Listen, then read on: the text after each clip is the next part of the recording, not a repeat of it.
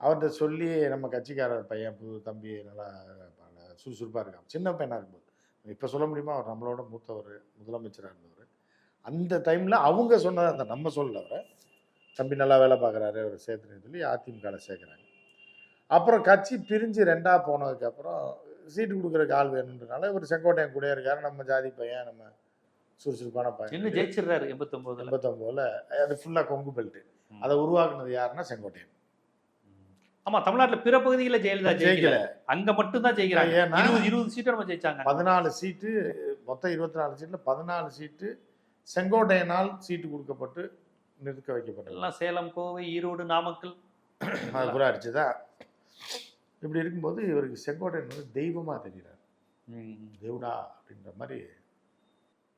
திருப்பதிக்கு போய் பெருமாளை பார்த்தா எப்படி ஷாக் ஆவாரோ அதே மாதிரி தான் அந்த காலத்தில் செங்கோட்டையனை பார்த்தாலே இவர் புல்லரிச்சு போயிடுவார். யார்?